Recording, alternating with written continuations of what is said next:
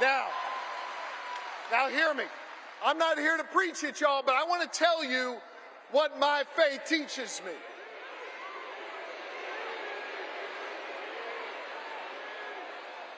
My faith teaches me that no one is required to complete the task, but neither are we free to refrain from it. That means that each of us has a responsibility to get off the sidelines, to get in the game, and to do our part. Are you ready to do your part? Are you ready to form a more perfect union? Are you ready to build an America where no matter what you look like, where you come from, who you love or who you pray to, that this will be a place for you? And are you ready to look the next President of the United States in the eye and say, "Hello, Madam President"? I am too, so let's get to work.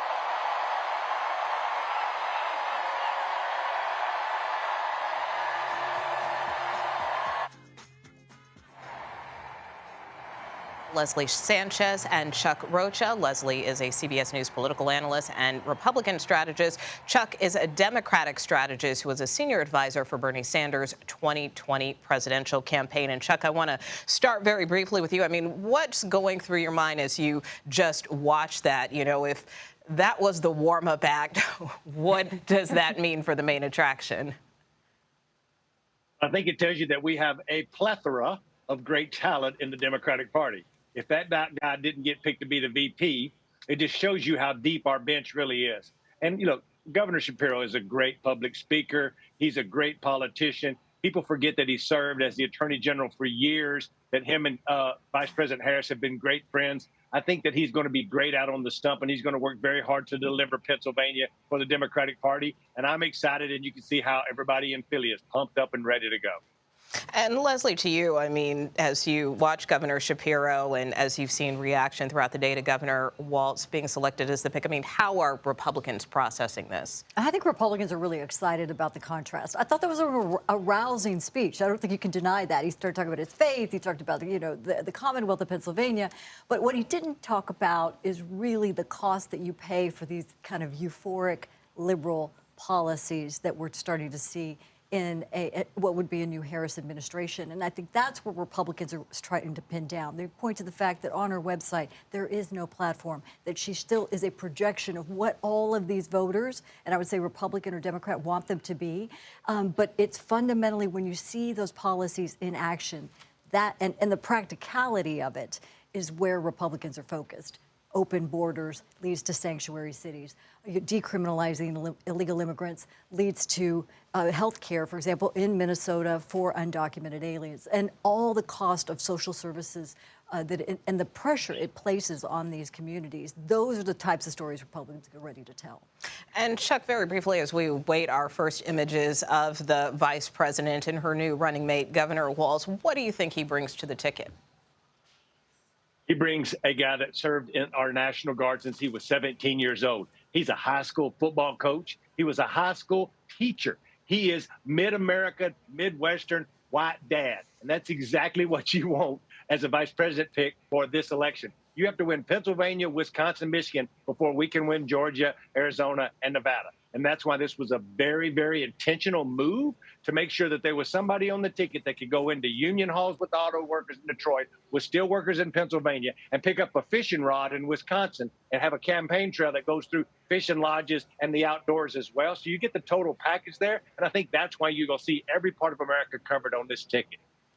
And Leslie, to Chuck's point there, when we're just getting some excerpts of the vice president's speech where she's expected to talk about her Oakland roots, but also talk about Governor Walz's roots as the son of the Nebraska Plains who grew up working on a farm. I mean, in terms of the diversity of this ticket. I know Republicans have tried to paint the vice president as this San Francisco liberal, a California socialist.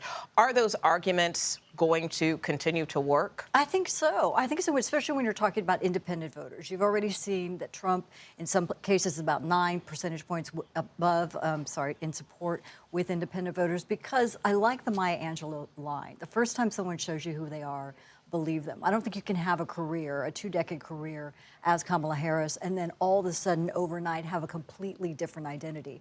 And this type of recasting of the Democratic Party, that it is not middle America, but an extreme California and Minnesota, the two bluest areas of the country that don't reflect the center-right nation. I think that's where the policies are really going to divide the two parties and the two kind of directions of the future. And Harris is going to have a really difficult time defining not only her past statements and how that aligns, but I was talking about, you talk about open borders, and I know Chuck knows so much about this, what that means in some of those battleground states and the pressures that it's placed on those states. There's a real politique example in Minnesota. You have a governor who implemented some of the most aggressive liberal policies in the nation, and you can see the impact it had. So that contrast and comparison is really where Republicans, I think, are going to have spend a tremendous amount of time. And Chuck, to you, in terms of selecting Governor Walz, I mean, yes, he's from a Midwestern state and he has these Midwestern roots. You know, obviously, in terms of the Harris campaign and even prior to that with the Biden campaign, you know, it was all about holding this blue wall, Michigan, Wisconsin, Pennsylvania. So in terms of Governor Walz, I mean, does that translate to those 3 states specifically?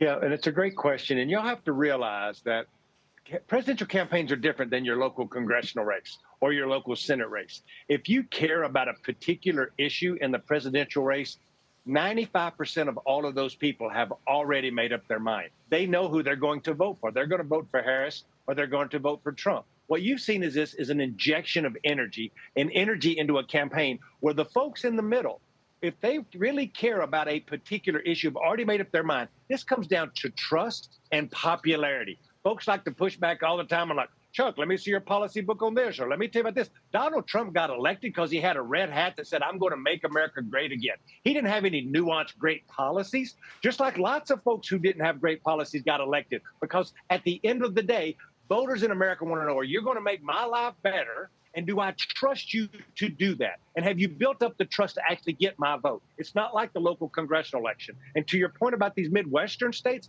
Walz brings that. He served in the Congress. He served in the National Guard. He's been the governor of a state. He's got a long track record that he can back up. But he was also a father of a 15-year-old little girl and was a high school football coach. He's about as relatable as you're going to get in those Midwestern cities.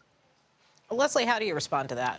I think that when he was in Congress, he was a lot more moderate. But when he moved to be governor and the executive of the state, he moved the most progressive leftist policies that we have in the country. 40% increase in state budget, taxpayer health insurance for undocumented immigrants, you know, having taxpayers support gender-affirming surgeries for minors. And parents have been fighting that in the state even to this day. So there's a lot of discrepancy in some of those policies. And I think when it comes down to saying like that may not play as well in a state like Pennsylvania and a state like Michigan. What's fascinating, before this, when Biden was at the top of the ticket, the big kind of alarm bells that were going off is Trump was doing really well in Minnesota. He was looking at expanding the map from Minnesota, Virginia, New Hampshire. That all changed and shifted, but you still have him incredibly competitive. He's got 8 offices there. Is it enough to move those margins? It's really too soon to tell. But the thing that voters will tell you is, when it was a Trump administration, I know what he stands for. I may not like his style and his personality,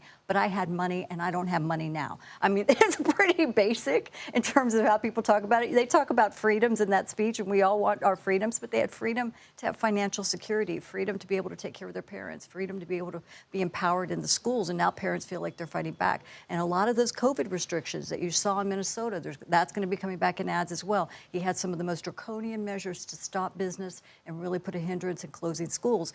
Parents are not going to forget that. that. So it does come down to table issues. And I think Chuck and I are speaking the same language. It isn't these big like policy lineups, but it's how they trust the candidate. I will agree with Chuck. And there's going to be such a delta between these two campaigns. The question for Republicans is, can they really make that case in this short a time? And the longer that Harris goes without doing interviews, without going on a national debate stage, I think it's a very big challenge for the GOP. And Chuck, we know that progressives really pushed for Governor Walz, as did, many union leaders. So how do you see this playing with those key components of the base? I mean, at the end of the day, we know that every election, we're told, is a turnout election, but does this help kind of drive the base and drive that turnout that Democrats have been seeking? It's talking about the unions, talking about quote unquote progressive liberals. Everybody puts some kind of label on somebody. I talk like this. I grew up in rural East Texas in a trailer house to a single mother. And yes, I'm a progressive and a liberal, so you can't put all of us in the same place. But I think it's going to have a big impact in places like Pennsylvania, Wisconsin, and Michigan, where what you just talked about, that union vote may not matter in South Carolina. The union vote may not matter in Mississippi or Louisiana. But I'm going to tell you something as somebody who lived in Pennsylvania and worked for the steelworkers for 15 years, who has a little boy who's now a 30-year-old man who's a steam fitter in Pittsburgh, Pennsylvania, that the unions are still very strong and very connected in Pennsylvania, Michigan, and Wisconsin, which used to be the backbone of our paper industry. It's not just the active members, but the decades of retirees that really can deliver those states when you start talking about the unions and the union membership. And putting somebody like Tim Walz on the ticket with VP Harris is a very big deal in those three states. Will it matter as much in other states? Maybe not. But in the states that you want the most, you're just describing now why she went with this pick over other picks. Josh Shapiro had some issues with the unions. Kelly had some other issues with unions. And at the end of the day, she went with somebody who had a lot of union bona fides to deliver these three states. Again, if she can win these three states, they don't need any others. And I know Republicans, Leslie, have kind of been watching this all play from the sidelines. But, now that this ticket is officially set, we've got some 90 days to go. At what point do you think we will see a debate not only between the former president and Vice President Harris, because that now seems a bit in doubt, but also between J.D. Vance and Governor Walz? I think there's going to be a lot in the air about they both want to come to the table, but actually meeting those guidelines. And since we took out the nonpartisan, debate commission, this is exactly why the commission was there before, because now they're looking at, the past statements of particular journalists. They don't rely on the independence of the news organization, and each is kind of pitching on each side. It's going to be incredibly difficult, but they have to. It behooves the former president to get to that debate stage more than once, actually, at least a couple of times with Kamala Harris.